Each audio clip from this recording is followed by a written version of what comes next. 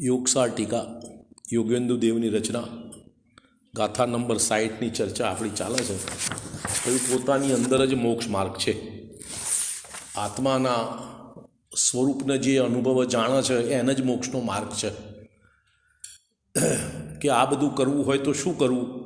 તો કે ધ્યાનની સિદ્ધિનો સમય કયો? સૂર્યોદય પહેલાં, મધ્યાહન અને સાયંકાળ રાત્રિનો સમય, આ 4 સમય કયા?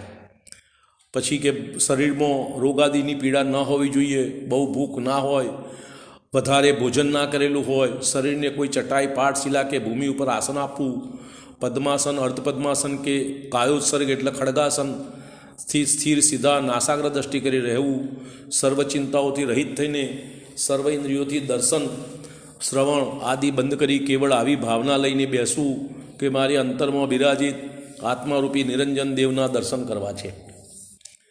જગતના પ્રાણીઓ સાથે વાર્તાલાપ છોડવો. તમે લોકો જોડે વાતચીત કરશો તો પરિણામ બગડશે. એમાં ક્લેશના જ વાતો આવે, બીજું આવે નહીં કશું. મનને ચિંતનમાં લગાવવું. પહેલાં તો વ્યવહાર નહીંથી અનિત્ય અસરણ સંસાર એકત્વ અન્યત્વ સૂચિ અસૂચિ આશ્રવ સંવર નિજરા લોક બુદ્ધિ દુર્લભ અને ધર્મ આ 12 ભાવનાઓનો શ્રદ્ધા અને ભાવપૂર્વક વિચાર કરી જવું. પછી 7 તત્વોનું સ્વરૂપ વિચારવું. તેના વિચારમાં એ જોવું કે જીવ તો હું સ્વભાવથી શુદ્ધ છું, પરંતુ અનાદિકાળથી કર્મબંધ હોવાને કારણે અશુદ્ધ છું. કર્મ જળ પૂતગલના સૂક્ષ્મ સ્કંદોથી બન્યા છે. તે કર્મવર્ગણાઓને જ હું મારી મન વચન કાયાની ક્રિયાથી ખેંચું છું અને રાગ દ્વેષ મોહ વશે બાંધું છું. જો વિતરાગી થઈને આત્મતત્વની ભાવના કરું તો નવા કર્મોને આવતો રોકી શકું અને જૂના કર્મોને સમય પહેલાં તપ દ્વારા દૂર કરી શકું. આ રીતે સર્વકર્મ રહિત થતાં હું મુક્ત થઈ શકું. પછી આ બધો વિચાર કરવાની વાત. પછી વ્યવહાર નહીંથી જોવાનું બંધ કરી નિશ્ચય નહીંથી દેખવું કે હું તો એક શુદ્ધ ચેતન સ્વભાવી આત્મા છું. કર્માદિ સર્વ પર છે. જગતના પદાર્થોને પણ નિશ્ચય રૂપે દેખવું કે આ જગત 6 દ્રવ્યોથી પૂર્ણ છે. તે બધા દ્રવ્યો ભિન્ન ભિન્ન પોતપોતાની સત્તામાં છે. સર્વ પરમાણુ નિરાળા છે, સર્વ કાલાણુ નિરાળા છે. ધર્મ અધર્મ અને આકાશ દ્રવ્ય નિરાળા છે. સર્વ આત્માઓ જુદા જુદા પરમ શુદ્ધ છે. વ્યવહારના નર નારક તિર્યંચ દેવ અને એકેન્દ્રિયાદિ ભેદો તથા મન વચન કાયાથી થનારી અનેક ક્રિયાઓ ન જોવી. બધાય દ્રવ્યોની ક્રિયા રહિત નિશ્ચળ સ્વભાવમાં જોવા, જેથી રાગ દ્વેષનું કારણ મટે. એક સંભાવ અથવા વિતરાગ ભાવનો પ્રવાહ વહેવા લાગે. વિતરાગ ભાવ શાંત રસથી ભરેલી ગંગા નદી વહેવા લાગે. પછી કેવળ એક પોતાના શુદ્ધ અશરીરી આત્માને શરીર પ્રમાણે વિરાજિત અંતરમાં સૂક્ષ્મ ભેદ વિજ્ઞાનની દૃષ્ટિથી જોવાનો ઉદ્યમ કરવો. એકાકી પોતાના આત્માના ગુણોનું ચિંતન કરવું, એને જ આત્માની ભાવના કહે છે. ભાવના કરતાં કરતાં જ્યારે એકાએક મન સ્થિર થશે, આત્માનો અનુભવ જાગૃત થઈ જશે, ત્યારે આત્માનું દર્શન થઈ જશે. આ જ આત્મિક અનુભૂતિ ધ્યાનાગ્નિ છે જે કર્મબંધનને બાળશે અને આત્માને શુદ્ધ સુવર્ણ સમાન શુદ્ધ બનાવશે. જો મોક્ષ પ્રાપ્તિની અનુકૂળ શરીરાદિ સામગ્રી હશે તો એ સાધક તેજ ભવે, નહીં તો થોડા ભવોમાં મુક્ત થઈ જશે, સિદ્ધ કરી પ્રાપ્ત કરી લેશે. પછી કદી જન્મ નહીં થાય, પછી કદી માતાનું દૂધ નહીં પીવે. આ વાત આપણી કાલ સુધી થઈ. એના આધારમાં સમાધિ શતકનો કળશ ગાથા કહે છે, મનુષ્યો સાથે વાત કરવાથી મનની ચંચળતા વધે છે, પછી મનમાં ભ્રમ થાય છે. માટે યોગીઓએ મનુષ્યોનો સંગ છોડવો જોઈએ, એકાંત સેવી થવું જોઈએ. જેની દૃષ્ટિમાં હાલતું ચાલતું જગત હલનચલન રહિત, બુદ્ધિના વિકલ્પ રહિત, કાર્ય રહિત, કેવળ નિજ સ્વભાવથી સ્થિર દેખે છે, તે જ સંભાવને પામે છે. હવે અહીંયા ગાથા 61 શરૂ થાય છે. નિર્મોહી થઈને પોતાના અમૂર્તિક આત્માને જુઓ. મોહ રહિત થઈ પોતાના અમૂર્તિક આત્માને જુઓ. તન વિરહિત ચૈતન્ય તત્ પૂતગલ તન જળ જાણ, મિથ્યા મોહ દૂર કરી તન પણ મારું ન માન. મોહને નિર્મોહી એટલે મિથ્યાત્વનો અભાવ કરી પોતાના શરીર રહિત આત્માને જ ઉત્તમ જ્ઞાન શરીરી સમજો. આ પૂતગલ રચિત શરીરને જળ અને જ્ઞાન રહિત જાણો. મિથ્યા મોહનો ત્યાગ કરો. મૂર્તિ કેવા શરીરને પણ પોતાનું ન માનો. આત્મધ્યાનના સાધક માટે ઉચિત છે કે તે પોતાનું કેવળ જળ શરીર રહિત એક જ્ઞાન શરીરી શુદ્ધ આત્મા સમજે. પૂતગલના પરમાણુથી રચિત શરીરને એક પાંજરું અથવા કારાગાર સમજે. તેજસ કારમાણ ઔદારી કે ત્રણેય શરીરોથી રહિત પોતાને સિદ્ધ ભગવાન સમાન પુરુષાકાર અમૂર્તિક સમજે, પોતાનું સર્વસ્વ શ્રેય પોતાના જ આત્મામાં જોડે અને સર્વ તરફથી પ્રેમ દૂર કરે, જગતના પદાર્થોનો મિથ્યા મોહ છોડી દે, જે પર્યાયો નાશવંત છે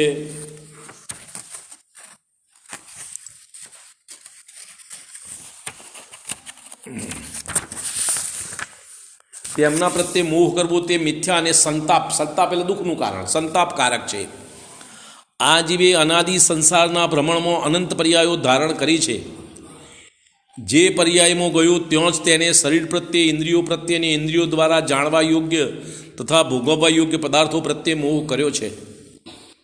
જે શરીર મળ્યું તે, નરકનું મળ્યું તો નરકમાં, તિર્યંચનું મળ્યું તો તિર્યંચમાં, દેવનું મળ્યું તો દેવમાં, બે ઇન્દ્રિય મળ્યું તો બે ઇન્દ્રિય, જે શરીર પ્રાપ્ત કર્યું એમાં મોહ કરે છે. મૃત્યુ વખતે શરીરની સાથે તે બધાનો વિયોગ થઈ ગયો ત્યારે તેનો સંયોગ જાણે કે એક સ્વપ્ન જોયું એમ બન્યું, તેમના પ્રત્યે કરેલો મોહ ફોગટ થયો. સમ્યક દર્શન ગુણ પ્રગટ કરતો સર્વ મિથ્યાત્વનો વિકાર મટી જાય છે. આ મિથ્યાત્વ મોહનો થવાવાળા વિભાવ પરિણામનો અભાવ થાય છે સમ્યક દર્શન થતો. જ્યાં સુધી સમ્યક્ત્વ થતું નથી ત્યાં સુધી તે આ દેહનું અને દેહના સુખનું અભિનંદન કરે છે, એટલે એના પ્રત્યે અહોભાવ વર્તે છે. ઇન્દ્રિય વિષય ભોગનો જ લોલુપું રહે છે ત્યારે પાંચે ઇન્દ્રિયોના વિષયની તીવ્ર લાલસા બને છે. મિથ્યા દ્રષ્ટિ જીવને હા કે ના કે જે કે સમજ ઓછી વધતી હોય, બોલી ના શકે, ભાષામાં રજૂ ના કરી શકે, પણ એને પોતાના ઇન્દ્રિય વિષયો પ્રત્યે લાલસા તીવ્ર જ હોય. તે મળે ત્યારે હર્ષ અને ન મળે ત્યારે વિષાદ કરે છે. એ ઇન્દ્રિય વિષયના ભોગ મળે તો આનંદ અને ના મળે તો દુઃખ, વિષાદ કરે છે. વિયોગ થતો શોક કરે છે.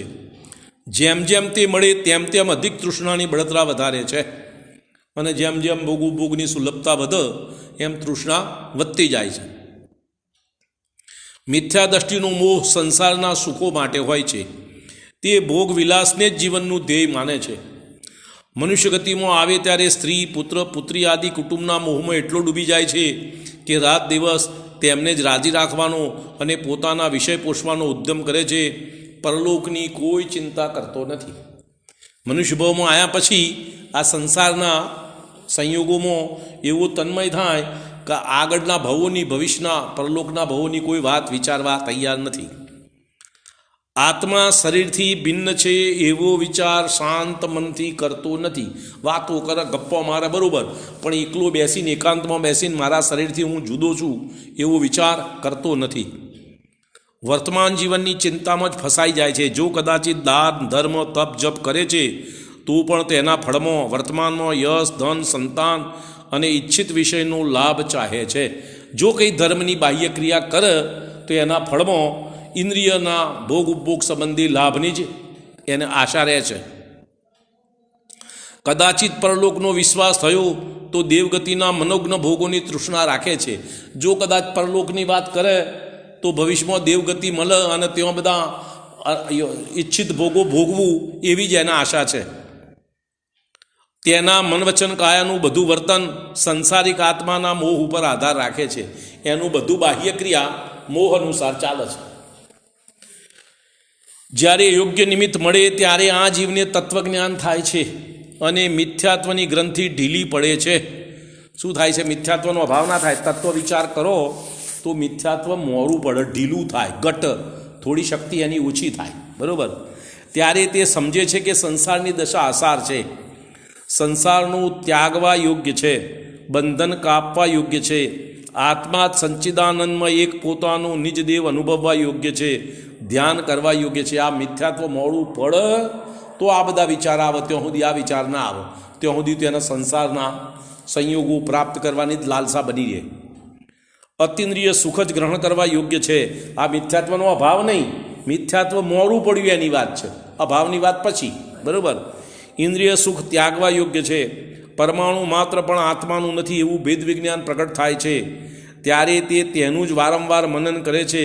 ત્યારે સમ્યક દર્શનને રોકનાર મિથ્યાત્વ કર્મ અને અનંતાનુબંધી ચાર કષાયનો ઉદય બંધ થાય છે. જો આવું ભાવના એની ધારા પ્રવાહ રૂપે ચાલુ રહે તો મિથ્યાત્વ કર્મ અને અનંતાનુબંધીની ચોકડી ક્રોધમાનમાં આ લોભનો ઉદયનો અભાવ થાય અને એ ઉપસમ સમ્યક દ્રષ્ટિ કે ઉપસમ સંવેદક સમ્યક દ્રષ્ટિ થાય છે. સંસારનો અંત અતિ નિકટ રહે ત્યારે વેદકમાંથી ક્ષાયિક સમ્યક દ્રષ્ટિ થઈ જાય છે. હવે આ ઉપસમ સમ્યકમાંથી વેદક એટલે ક્ષયોપસમ સમ્યક દ્રષ્ટિ થાય. પણ જો સંસાર નજીક આવી જાય, સંસારનો અંત, તો ક્ષયોપશમમાંથી ક્ષાયિક સમ્યક દ્રષ્ટિ થાય છે. ક્ષયોપશમ કોક વેદક કો બે એક જ. વેદક હા ઉપસમ સમ્યક દર્શન ખરું એ પહેલી વખત થાય તારો ઉપસમ થાય. હા પહેલી વખત થાય તારે. દરેક જીવને પહેલું સમ્યક્ત્વ ઉપસમ થાય, એમાંથી ઘણાને છૂટીએ જાય અને ઘણા એમાંથી ક્ષયોપસમ સમ્યક્ત્વ થાય. હા ફરથી થાય એવું નક્કી નહીં, જ્યારે થાય ત્યારે થાય, ફરથી થાય ખરું. હા હા એ ભવે થાય ને એક ભવ ના થાય ને બીજા ભવે થાય એવો કોઈ નિયમ નથી, પણ થાય ફરતી. પણ વાત અહીંયા આગળ એમ છે કે ઉપસમમાંથી ક્ષયોપસમ સમ્યક્ત્વ થાય અને જો 2-3 ભવમાં એને મોક્ષ થવાનો હોય તો ક્ષયોપશમમાંથી ક્ષાયિક સમ્યક દ્રષ્ટિ થઈ જાય. બરાબર એમ. સંસારનો અંત અતિ નિકટ રહે ત્યારે વેદકમાંથી ક્ષાયિક સમ્યક દ્રષ્ટિ થઈ જાય છે. સમ્યક્ત્વનો ઉદય થતો જ એનો સર્વ મોહ ગળી જાય છે.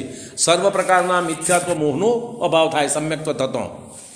અંદરનો પ્રેમ એક આત્મ આનંદ પ્રત્યે જ રહી જાય છે. એને હવે આમ કે ભાવના એની આત્મા આનંદ પ્રાપ્તિની જ રહે છે, બાકી સંસારના ભોગ ઉપભોગની એની ભાવના હોતી નથી. યોગ્યતા અનુસાર જે કંઈ ન્યાયસંગત ભોગ ઉપભોગ હોય ભોગવ ખરો, લાલસા ના હોય. બરાબર. આ સમ્યક દ્રષ્ટિ જીવ નિશ્ચિત થઈને જ્યારે ઈચ્છે ત્યારે સરળતાથી આત્માની અંદર સર્વ સ્વરૂપથી ભિન્ન જ્ઞાનાકાર જોઈ શકે છે. હવે જ્યારે સમ્યક થઈ ગયું ત્યારે જ્યારે એની ઈચ્છા થાય અને ભાવના થાય ત્યારે અંતર્મુખ થઈ આત્મા અનુભૂતિ કરે છે. તે અન્ય સર્વદ્રવ્યથી પૂર્ણ વિરક્ત થઈ જાય છે. ચારિત્ર મોહના ઉદયથી રોગી સમાન કડવી દવા પીતો હોય તેમ લાચાર થઈને વિષય ભોગ કરે છે. એના ઉદય અનુસાર જે કંઈ વિષય ભોગ હોય એ કરે છે, પણ એમાં એની રુચિ હોતી નથી. પણ ભાવના તેના ત્યાગની જ રહે છે. એને તો એમ છે કે ક્યારે આ બધા ભોગનો ત્યાગ કરું. દ્રષ્ટિમાં ગ્રહણ યોગ્ય નિજ સ્વરૂપ રહે છે. સમ્યક દર્શનના ધારક જ આત્માના દર્શન અંદર કરી શકે છે. જેને સમ્યક્ત્વ હયાત છે એ જ આત્મા અનુભૂતિ કરી શકે. સમ્યક્ત્વ છૂટી ગયું છે એ આત્મા અનુભૂતિ ના કરે, ફરી સમ્યક્ત્વ થયા પછી કરશે. હવે સમયસાર કળશમાં કહે છે, જ્ઞાની એમ જાણે છે કે હું એક ચૈતન્ય માત્ર જ્યોતિરૂપ પદાર્થ છું. જે સમયે મારામાં આત્મજ્યોતિનો પ્રકાશ થાય છે ને, અર્થાત હું જ્યારે આત્માનો અનુભવ કરું છું ત્યારે વિવિધ પ્રકારના વિકલ્પજાળનો સમૂહ જે મનમાં ઇન્દ્રજાળ જેવું લાગતું હતું તે સર્વ દૂર થઈ જાય છે. હું નિર્વિકલ્પ સ્થિર સ્વરૂપમાં રમણતા કરવા લાગુ છું. આ એની ભાવના સમયસાર જ્ઞાનીની. હવે 62 ગાથા કહે છે, આત્મ અનુભવનું ફળ કેવળ જ્ઞાન અને અવિનાશી સુખ છે. આત્મ અનુભવનું ફળ પુણ્યના ઉદયના સંયોગો નહીં.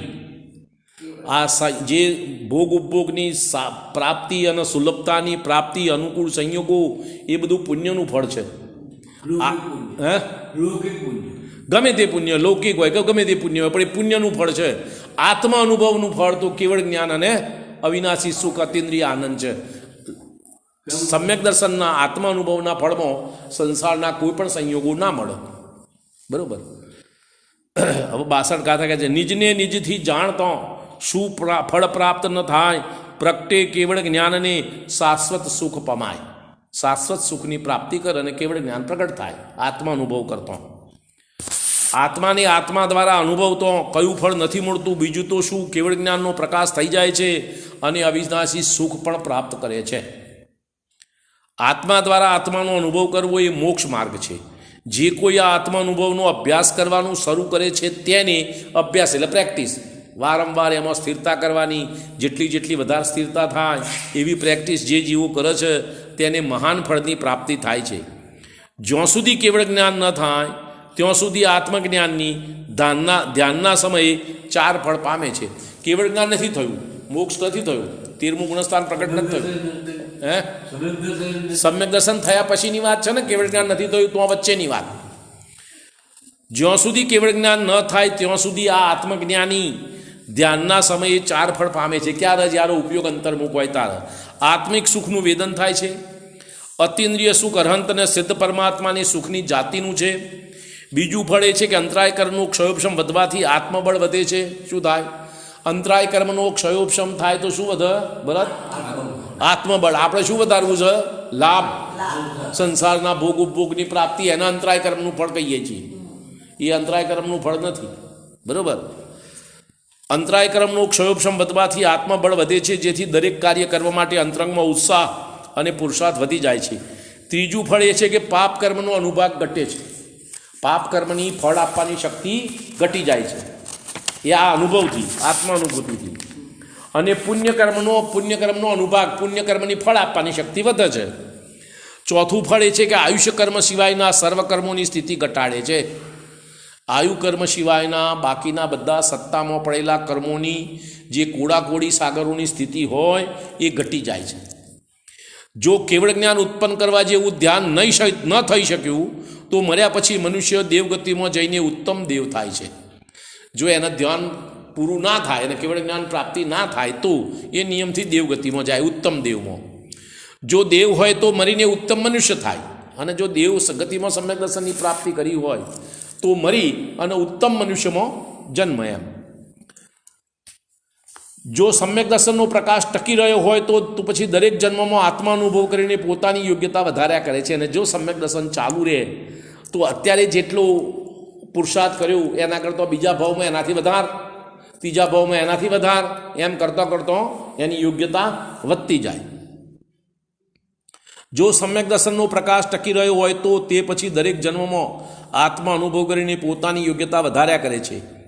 શીઘ્ર જ કોઈ મનુષ્યભાવમાં પરમ વૈરાગી થઈને, પરિગ્રહ ત્યાગી થઈને, સાધુ પદમાં ધર્મ ધ્યાનનું આરાધન કરીને, સપક્ષાણી ઉપર આરૂઢ થઈને, મોહનીય કર્મનો ક્ષય કરીને, અંતર્મૂળતમાં બીજા શુક્લ ધ્યાનના બળથી બાકીના 3 ઘાતી કર્મનો ક્ષય કરી અરહંત પરમાત્મા થઈ જાય છે. અને પછી મનુષ્યભાવમાં જો એનું શક્તિ વધી ગઈ હોય તો પરમ સાધુ પદ પામી, એટલે મુનિપદ દીક્ષા અંગીકાર કરી ક્ષપક શ્રેણી ચડી અરહંત પદની પ્રાપ્તિ કરે છે.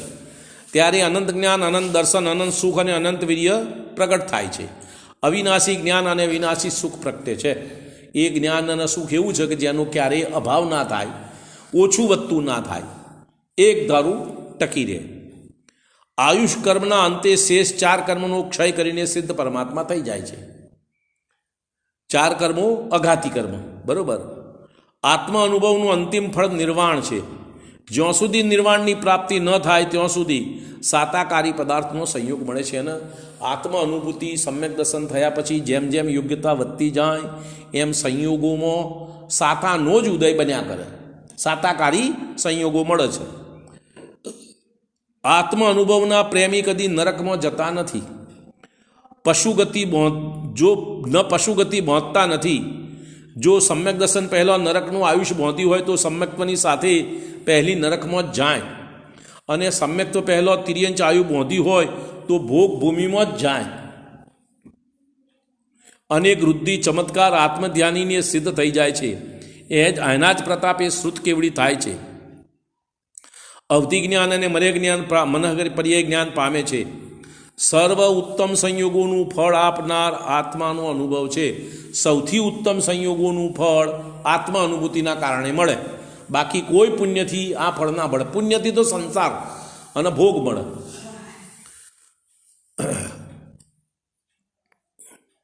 આત્મા અનુભવીનો ઉદ્દેશ કેવળ શુદ્ધાત્માની પ્રાપ્તિ છે. આત્મા અનુભવીને ફક્ત પોતાના શુદ્ધાત્માની પ્રાપ્તિની જ અભિલાષા છે.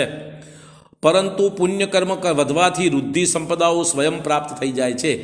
એમની યોગ્યતા એવી ઊંચી છે કે એમને ઉત્તમ પુણ્ય બંધાય છે. એમની ઈચ્છા નથી, એમને પુણ્ય બાંધવાની રુચિ નથી, પણ એમની યોગ્યતા આત્મ અનુભવના કારણે વધતી જાય એમ આ બધી પુણ્યકર્મની પ્રકૃતિઓ બંધાતી જાય તો એ પ્રમાણે વૃદ્ધિ સંપદાઓ સ્વયં પ્રાપ્ત થઈ જાય છે. જેમ કેરી માટે જ માળી આંબાના વૃક્ષ વાવે છે. ફળ આવવા પહેલાં તે માળી વૃક્ષના પાંદડા, ડાળી અને ફૂલનો અનુભવ કરે છે. જેમ રાજમહેલ તરફ જનાર મનુષ્ય સુંદર માર્ગ પર ચાલે છે. રાજમહેલ દૂર હોય ને જો વિસામો લેવો પડે તો મનોહર ઉપવનોમાં રોકાય છે, શીતળ જળ પીવે છે, પૌષ્ટિક ફળો ખાય છે અને સુખપૂર્વક રાજમહેલમાં પહોંચે છે, તેવી રીતે મોક્ષનો અર્થી જીવ નિર્વાણ પહોંચવા માટે આત્માના અનુભવની સુખદાયક સડક પર ચાલે છે. ત્યાં પહોંચવા પહેલાં રસ્તામાં વચ્ચે મનુષ્યને દેવના શરીરમાં સુખપૂર્વક વિશ્રામ કરે છે. આત્મ ધ્યાનનું અચિંત્ય ફળ, જેનું તમે ચિંતન ન કરી શકો એવું ઉત્તમ ફળ આત્મધ્યાનનું છે. હવે તત્વાનુશાસનનો આધાર આપે છે. ધ્યાનના અભ્યાસની ઉત્તમતાથી ચરમ શરીરી યોગીનો મોહ તૂટી જાય છે. ધ્યાનની ઉત્તમતા એટલે જેટલું ઉત્કૃષ્ટ ધ્યાન થાય તો યોગી એટલે સાધુઓને ચારિત્ર મોહનો અભાવ થઈ જાય છે. મોહ એટલે ચારિત્ર મોહ, એ પહેલાં દર્શન મોહની વાત, અને તે જ ભવે મુક્ત થઈ જાય છે. જે ચરમ શરીરી નથી હોતા, તો ચરમ શરીર એટલે છેલ્લું શરીર, બરાબર, તે ક્રમે ક્રમે મોક્ષ પામે છે. આ ભવે નહીં, 2 ભવે, 3 ભવે, 4 ભવે, આમ આગળ વધતા વધતા. જે યોગી ચરમ શરીર નથી તેને ધ્યાનના અભ્યાસથી સનાય અશુભ કર્મ પ્રકૃતિઓનો સંવર અને તેમની નિર્જા થતી જાય છે. હવે શું થાય છે? જે સાધુઓને ચરમ શરીર નથી, તો એ જે આત્મધ્યાન કરે એના કારણે સત્તામાં રહેલા અશુભ કર્મની નિદ્રા થાય અને નવા અશુભ કર્મ બંધાતા નથી, એનો સંવર થાય. અને તથા પ્રતિ સમય મહાન પુણ્યકર્મનો આશ્રવ થાય છે, જેના ફળમાં સ્વર્ગમાં જઈ મહાન વૃદ્ધિદારી દેવ થાય છે. અહીંથી મધ્યલોકમાં આવીને ચક્રવર્તીની આદિન સંપદા ઘણા સમય સુધી ભોગવી પછી સ્વયં તેમનો ત્યાગ કરી દિગંબર સાધુની દીક્ષા લે છે. વ્રજ વૃષભ નારા સહનનધારી સાધુ એ 4 પ્રકારના શુક્લ ધ્યાન દ્વારા 8 કર્મનો નાશ કરી અક્ષય અમર મોક્ષ પદ પ્રાપ્ત કરે છે. એ તો સાધુ ના થાય તું. શું ગાયું? સ્વર્ગમાં ના જાય ચક્રવર્તી, મોક્ષમાં જ જાય, ના જાય તો નરકમાં જાય, 2 જ ગતિ. સાધુ પદ અંગીકાર કરે, દીક્ષા લે તો નિયમથી મોક્ષમાં જાય, દીક્ષા ના લે તો નિયમથી નરકમાં જાય. દેવગતિની વાત ના આવે, બરોબર. પરભાવનો ત્યાગ સંસાર ત્યાગનું કારણ છે. પરભાવ એટલે પરના નિમિત્તે થવાવાળા ભાવોનો ત્યાગ કરો તો સંસારનો અભાવ થાય, સંસારનો ત્યાગ થાય. એમ જો પરભાવ તજી મુનિ જાણે આપથી આપ, કેવળ જ્ઞાન સ્વરૂપ લઈ નાશ કરે ભવતાપ. સંસાર ત્યાગ એટલે ભવનો અભાવ કરે છે. એમ જો મુનિરાજ પરભાવોનો ત્યાગ કરી, પરભાવ એટલે શું? પરના નિમિત્તે થવાવાળા ભાવોનો ત્યાગ કરે એટલે પરભાવોમાં જોડાય નહીં, પરનો ઉપયોગ જોડે નહીં, તો પ્રભાવો થતા નથી. ત્યાગ કરીને આત્મા દ્વારા આત્માનો અનુભવ કરે છે, તો પછી એ પ્રભાવોમાં ઉપયોગ નથી જોડતો, તો શું કરે છે? ઉપયોગ અંતર્મુખ થાય છે, પોતાના આત્માને પોતા વળી જાણે છે. તે કેવળ જ્ઞાન સહિત પોતાનો સ્વભાવને પ્રગટાવી સંસારથી છૂટી જાય છે. એવા જીવો જે પોતાના આત્માને પોતા વડે જાણે છે, એવા જીવો સંસારનો ત્યાગ કરી સ્વભાવ પ્રગટાવી અને મોક્ષની પ્રાપ્તિ કરે છે. ત્યાગ ધર્મની આવશ્યકતા બતાવી છે. હવે ત્યાગ શેનો કરવાનો? હોંભરો, ત્યાગ કરવાનો શેનો? હોંભરજો. રાગ દ્વેષ મોહ ભાવ બંધના કારણ છે, એનો ત્યાગ કરી. શેનો ત્યાગ કરવાનો? રાગ દ્વેષ મોહ ભાવ, એનો ત્યાગ કરવાનો. એ ભાવ ના થાય એનો ત્યાગ, ભાવ થાય તો શું ત્યાગ? બરોબર. તો રાગ દ્વેષ મોહ ભાવ બંધના કારણ છે, એનો ત્યાગ કરી વિતરાગ ભાવમાં રમણતા કરવાથી સંવર નિદ્રાની પ્રાપ્તિ થાય છે. અને વિતરાગ ભાવમાં રમણતા એટલે લીનતા. મોહ રાગ દ્વેષ ભાવનો ત્યાગ કરે અને પોતાના સ્વરૂપમાં તન્મય થાય તો સંવર નિદ્રાની પ્રાપ્તિ થાય છે. રાગ દ્વેષ મોહ ઉત્પન્ન થવામાં અંતરંગ કારણ મોહનીય કર્મનો ઉદય છે, અને બાહ્ય કારણ ચેતન અચેતન પદાર્થ છે, બાહ્ય નિમિત્તો. બાહ્ય ત્યાગ થતો અંતરંગ ત્યાગ થઈ જાય છે. જેમ બાહ્ય ફોતરું દૂર થતો અનાજનું અંદરનું પાતળું ફોતરું પણ નીકળી જાય છે. સાધકે પહેલો તો મિથ્યાત્વ ભાવનો ત્યાગ કરવો. શું કહે છે?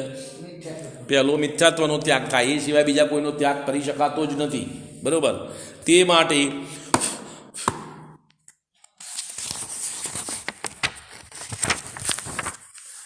માટે બાહ્ય કારણ એવા રાગી દ્વેષી દેવો, પરિગ્રહધારી આત્મજ્ઞાન રહિત સાધુઓ અને એકાંત કથન કરનાર શાસ્ત્રોની ભક્તિ છોડવી અને તીવ્ર પાપથી બચવું. બરાબર. કુદેવ કુગુરુ અને કુશાસ્ત્રની સંગતિ છોડવી.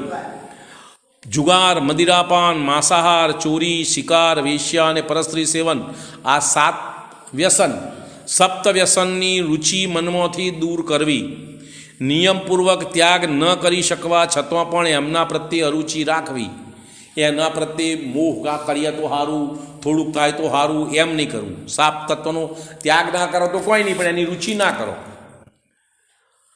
અન્યાય સેવનની ગ્લાની કરવી, અન્યાયનું સેવન નહીં કરવું, ન્યાય નીતિથી ચાલવું. બરોબર.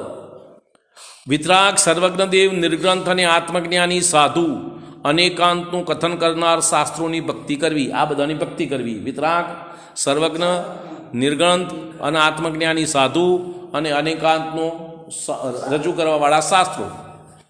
7 તત્વો જાણીને તેનું મનન કરવું, જેથી અનંતાનુબંધી કશાય અને મિથ્યાત્વ ભાવ દૂર થશે. 7 તત્વનો વિચાર કરવાથી, ચિંતન મનન કરવાથી મિથ્યાત્વ અનંતાનુબંધી મોડું પરિણામ ભાવ થશે. એ સિવાય બીજો કોઈ ઉપાય નથી. સમ્યક દર્શન, સમ્યક જ્ઞાન અને સ્વરૂપાચરણ ચારિત્રની પ્રાપ્તિ થશે.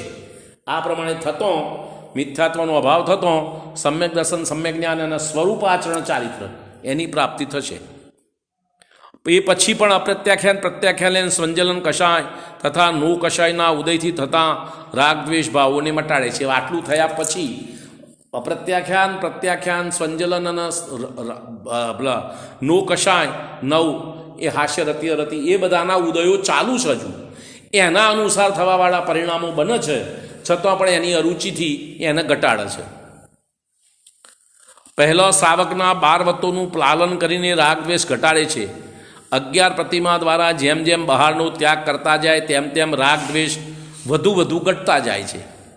રાગદ્વેષનો પૂર્ણ ત્યાગ કરવા માટે સાધુની દીક્ષા આવશ્યક છે. ત્યાં વસ્ત્રાદિનો પૂર્ણપણે ત્યાગ હોય છે. સાધુ થતો ક્ષેત્ર, મકાન, ધન, ધાન્ય, ચાંદી, સોનું, દાસ, દાસી, કપડાં, વાસણ આ 10 પ્રકારના બાહ્ય પરિગ્રહનો ત્યાગ કરી બાળક સમાન સમદર્શી, કામ વિકાર રહિત નિર્ગ્રંથ થઈ જાય છે. અને અંતરંગ 14 પ્રકારના પરિગ્રહ ભાવની મમતા ત્યાગે છે. હવે અંતરંગ કયા પરિગ્રહ એની વાત કરે છે? મિથ્યાત્વ, આ પરિગ્રહ પહેલું. પછી ક્રોધ, માન, માયા, લોભ એ 4 અને 1 5 અને 9 નો કષાય, આ 14 અંતરંગ પરિગ્રહ. બરોબર. મિથ્યાત્વ, ક્રોધ, માન, માયા, લોભ, હાસ્ય, રતિ, અરતિ, શોક, ભય, જુગુપ્સા, સ્ત્રીવેદ, પુરુષવેદ, નપુંસકવેદ આ 14 પ્રકારના અંતરંગ પરિગ્રહથી પૂર્ણ વિરક્ત થઈ જાય છે. શત્રુ મિત્રમાં, તૃણ કે શ્રવણમાં, જીવન મરણમાં સંભાવ ધારણ કરે છે. એકાંત, વન, ઉપવન, પર્વતાદિ સ્થાનોમાં બેસીને આત્મધ્યાન કરે છે. ત્યારે એક પોતાના જ શુદ્ધ આત્માને ભાવમાં ગ્રહણ કરે છે. સર્વ પરભાવો તરફથી ઉપયોગને ખસેડી લે છે. ઉપયોગ અંતર્મુખ કરે છે તો પરભાવોમાંથી ઉપયોગ ખસ્યો કહેવાય. જેટલા ભાવ કર્મોના નિમિત્ત થાય છે અને જે અનિત્ય છે તે બધા પ્રત્યે રાગ છોડે છે. જે કંઈ ભાવો કર્મોના નિમિત્તે થાય એ બધા ભાવોનો રાગ છોડે છે. ઔદયિક, ઔપશમિક અને છૂટી જનારા એવા ઔપશમિક ભાવો પ્રત્યે વિરક્ત થઈને ક્ષાયિક અને પારિણામિક જીવત્વ ભાવને પોતાનો સ્વભાવ માનીને એક શુદ્ધ આત્માની વારંવાર ભાવના કરે છે. એવા મુનિરાજ રાગ દ્વેષને સંપૂર્ણ રીતે જીતે છે. ક્ષપક શ્રેણી ઉપર ચડીને અંતર્મુહૂર્તમાં 4 ઘાતી કર્મોનો ક્ષય કરીને કેવળ જ્ઞાની થઈ જાય છે. 4 અઘાતી કર્મોનો પણ નાશ કરીને સંસારથી મુક્ત થાય છે. પરભાવોના ત્યાગમાં જ પોતાના નિજભાવનું યથાર્થ ગ્રહણ થાય છે. પરભાવોનો ત્યાગ નહીં કરે ત્યાં સુધી પોતાના સ્વભાવનું ગ્રહણ ના થાય, બે નહીં બને. બરાબર. ત્યારે શુદ્ધ આત્માનુભવ પ્રગટ થાય છે અને એ જ મોક્ષ માર્ગ છે. સદાય આનંદ અમૃતનું પાન કરે છે. જ્યાં સુધી મોક્ષની પ્રાપ્તિ ના થાય ત્યાં સુધી સમ્યક દ્રષ્ટિ આત્મ અનુભવના બળે સદા આનંદનું વેદન કરે છે. એને સંસારના સંયોગોની અનુકૂળતા, પ્રતિકૂળતા કોઈ એના વેદનમાં, આનંદના વેદનમાં બાધા કરી શકતા નથી. ખ્યાલ આવે છે? બરાબર. સમયસાર કળશમાં કહ્યું છે, ચૈતન્યમાં એક ભાવ જ આત્માનો નિજ ભાવ છે. શેષ સર્વ રાગાદી ભાવ નિશ્ચયથી પરપુદ્ગલોના નિમિત્તે થયા હોવાથી પૂદગલના છે. કારણ કે રાગાદી ભાવ એમનેમ થતા નથી પરના નિમિત્ત વગર, અને પરના નિમિત્તે થયા માટે પરના. બરાબર. તેથી ચૈતન્ય ભાવને જ ગ્રહણ કરવો જોઈએ, બાકીના સર્વ પરભાવોનો ત્યાગ કરવો જોઈએ. શુદ્ધ ભાવમાં ચાલનાર મોક્ષાર્થી મહાત્માઓએ આ જ સિદ્ધાંતનું સેવન કરવું જોઈએ, પરભાવનો ત્યાગ એ સિદ્ધાંત. હું સદા એક શુદ્ધ ચૈતન્યમય પરમ જ્યોતિ સ્વરૂપ છું. એ સિવાય જે વિવિધ પ્રકારના ભાવ પ્રગટ થાય છે તે મારા શુદ્ધ ભાવથી ભિન્ન લક્ષણવાળા છે, તે હું નથી. આ બધા જે ભાવો થાય છે, રાગ દ્વેષ મોહ, એ બધા હું નથી. તે બધા મારાથી ભિન્ન પરદ્રવ્ય છે. બરોબર. હવે આગળ કહે છે 64 ગાથા. ત્યાગી આત્મધ્યાની મહાત્મા જ ધન્ય છે. કોણ ત્યાગી? એક તો ના આત્મધ્યાની, બે શરત. એકલું બાહ્ય ત્યાગ ના ચાલે, આત્મધ્યાની હોવા જોઈએ. એ જ મહાત્મા ધન્ય છે. ધન્ય હો ભગવંત બુદ્ધ જે ત્યાગી પ્રભાવ, લોકાલોક પ્રકાશ કર જાણે વિમળ સ્વભાવ. જે પ્રભાવનો ત્યાગ કરે છે અને લોકાલોક પ્રકાશક નિર્મળ પોતાના આત્માનો અનુભવ કરે છે, તે ભગવાન જ્ઞાની મહાત્મા ધન્ય છે. આત્માનું સ્વરૂપ નિશ્ચયથી પરમ શુદ્ધ છે. જ્ઞાન એનું મુખ્ય અસાધારણ લક્ષણ છે. કયું લક્ષણ એનું અસાધારણ જીવનું? જ્ઞાન. જ્ઞાન સિવાય બીજો કોઈ તમારી પાસે ઉપાય જ નથી. જ્ઞાન વડે જ તમે મોક્ષની પ્રાપ્તિ કરી શકો, અન્ય પ્રકારે નહીં. કોઈ બાહ્ય પદાર્થના કારણે તમને મોક્ષની પ્રાપ્તિ કે મોક્ષ માર્ગની પ્રાપ્તિ ના થાય. બરોબર. અરે જ્ઞાન વડે કાર્ય થશે. જ્ઞાન તો જોડે જ રહ્યા. જ્ઞાન આત્માનો ગુણ છે, ક્યાં જાય? જોડે જ રહે. પણ અત્યારે તમારા આત્માનું કોઈ પણ ભલું કાર્ય કરવું હોય તો તમારા જ્ઞાન વડે જ થશે. બાહ્ય પદાર્થોમાં ફેરફાર કરવાથી આત્માનું ભલું ના થાય. એમ જ્ઞાન એનું મુખ્ય અસાધારણ લક્ષણ છે. જ્ઞાનમાં એવી શક્તિ છે કે તે એક જ સમયમાં સર્વલોકના છ દ્રવ્યોને તેમના ગુણ પર્યાયો સહિત આલોકને એક સાથે ક્રમ રહિત જેમના તેમ જાણી શકે, આવી જ્ઞાનની શક્તિ છે. એવી જ રીતે આત્મામાં એ બધા ગુણ છે જે સિદ્ધ ભગવાનમાં પ્રગટ, સિદ્ધ અવસ્થામાં પ્રગટ થઈ જાય છે. આ બધા ગુણો આત્માના સિદ્ધ અવસ્થામાં પ્રગટ થઈ જાય છે. સ્વભાવથી આત્મા સિદ્ધ સમાન છે. તત્વજ્ઞાની મહાત્મા જે પદ પ્રાપ્ત કરવાની રુચિ ધરાવે છે તે જ પદનું ધ્યાન કરે છે. એમને સિદ્ધ પદની રુચિ છે તો સિદ્ધ પદનું ધ્યાન કરે છે.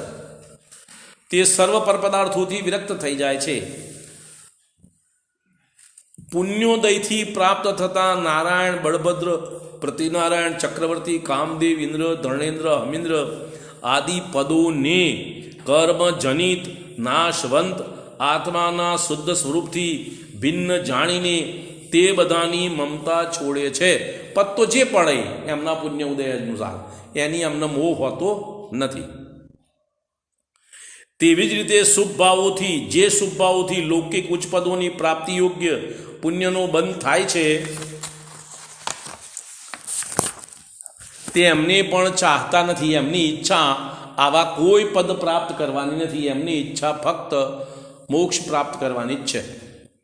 પંચ ધર્માનુરાગ, પંચ પરમેષ્ઠીની ભક્તિ, અનુકંપા, પરોપકાર, શાસ્ત્ર પઠન આદિ શુભ ભાવોમાં વર્તે છે. આ બધા ભાવો એમના હોય છે. કેમ કે શુદ્ધોપયોગમાં અધિક ઠરી શકતા નથી. એ શુદ્ધોપયોગમાં વધારે સમય સ્થિર રહેતા નથી, રહી શકતા નથી. માટે ધર્માનુરાગ, પંચ પરમેષ્ઠીની ભક્તિ, અનુકંપા, પરોપકાર અને શાસ્ત્ર પઠન આદિ શુભ કાર્યોમાં વર્તે છે. આત્મવીર્ય ઓછું છે, તેથી અશુભ ભાવોથી બચવા માટે શુભ ભાવોમાં રહેવા છતાં પણ જ્ઞાની તેમનાથી વિરક્ત રહે છે. હવે શક્તિ ઓછી છે આત્માની, અશુભ ભાવોથી બચવા માટે શુભ ભાવોમાં પ્રવર્તે છે, પણ શુભ ભાવોની રુચિ નથી. ફરતી બોલું, આત્મવીર્ય ઓછું હોવાથી અશુભ ભાવોથી બચવા માટે શુભ ભાવોમાં રહેવા છતાં જ્ઞાની શુભ ભાવોથી વિરક્ત રહે છે. બરોબર. એમને શુભ ભાવોને રાખવાની, કરવાની ઈચ્છા નથી. થાય છે ખરા. પરમાણુ માત્ર પણ રાગભાવ બંધનું કારણ છે, આમ તે જાણે છે. 14 ગુણસ્થાન આત્માની ઉન્નતિના પગથિયા છે, તો પણ શુદ્ધાત્માના મૂળ પરસંયોગ રહિત એકાગી સ્વભાવથી ભિન્ન છે. તેથી જ્ઞાની તેમને પણ ત્યાગવા યોગ્ય સમજે છે. આ 14 ગુણસ્થાન પણ આત્માના સ્વભાવથી જુદા છે, માટે જ્ઞાની 14 ગુણસ્થાનને ત્યાગવા યોગ્ય સમજે છે. જેમ સીડી ઉપર ચડનાર મનુષ્ય સીડીને ત્યાગવા યોગ્ય સમજીને છોડતો જાય છે, તે એક શુદ્ધોપયોગને ગ્રહણ કરવાનો ઉત્સુક થઈને ધર્મ પ્રચારના વિચારોને પણ છોડે છે. શું કે ધર્મ પ્રચાર કરવાનું કાર્ય પણ એમને રૂચતું નથી.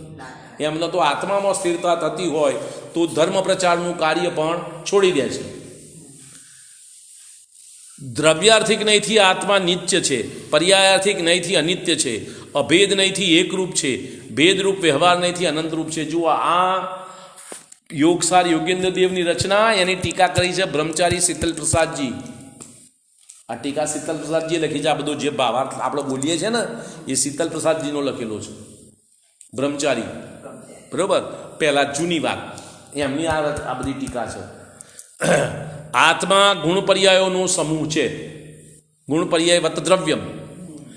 લોક 6 દ્રવ્યોનો સમૂહ છે અને લોકાકાશમાં 6 દ્રવ્યો છે.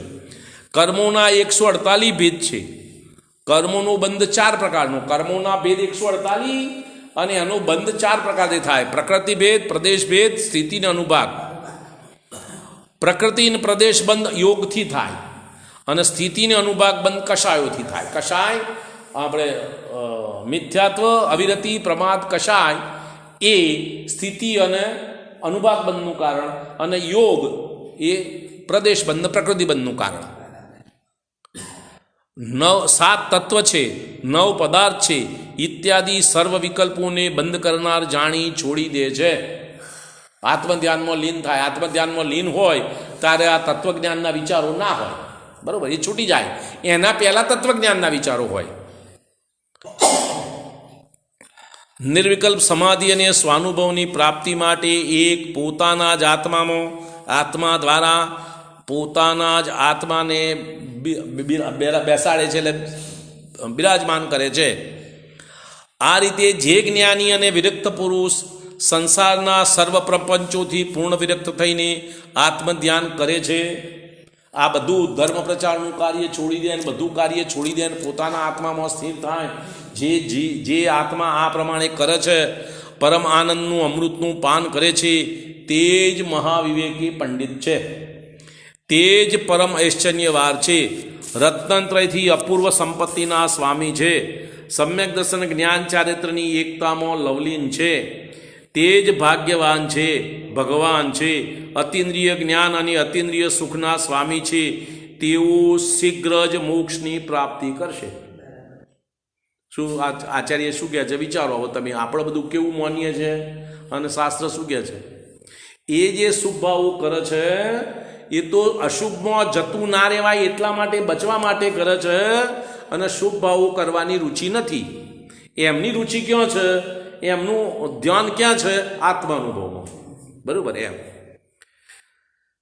આત્માનું શાસન. ગુણભદ્ર આચાર્યની રચના એમાં કહ્યું છે, જે મહાત્માઓના આભૂષણ તેમના શરીર ઉપર ચોટેલી રજ છે. હવે મુનિરાજનું વર્ણન, મુનિરાજની વાત આવે છે, એમાં 28 મૂળગુણની વાત આવે છે, એમાં 7 ઇતર આવે છે. એમાં 7 ઇતરમાં કેશલોચ, અદંત ધોવન, સ્નાન, એક વખત ભોજન, ઊભા ભોજન, કરપાત્રમાં ભોજન, બરાબર, આ 7 ઇતર સામાન્ય. એમાં આ જીવન દરમિયાન સ્નાન નહીં કરવાનો નિયમ, આ જીવન દરમિયાન મોં સાફ નહીં કરવાનો નિયમ, અદંત ધોવન, બરોબર, એવો નિયમ.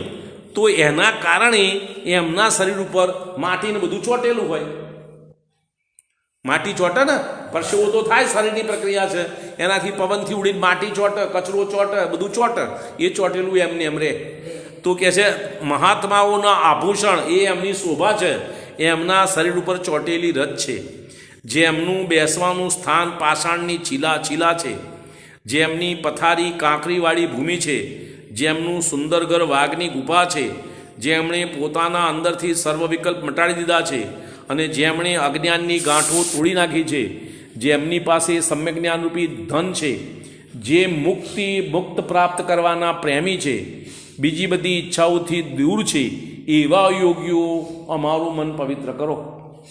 બરોબર, ગ્રહસ્થ હોય કે મુનિ, બંને માટે આત્મલીનતા એ જ ઉપાય છે. કોઈ પણ અવસ્થામાં હોય તમારાથી થાય એટલું કરો, પેલાના જેટલું કરો એમ ના હોય. પણ તમારા માટે પણ ઉપાય આત્મલીનતાનો છે અને સાધુ માટે પણ મોક્ષની પ્રાપ્તિનો ઉપાય આત્મલીનતાનો છે. એ સિવાય બીજો કોઈ ઉપાય નથી. હવે આગળ 65 ગાથા કહે છે. જુઓ, સમય થઈ ગયો છે.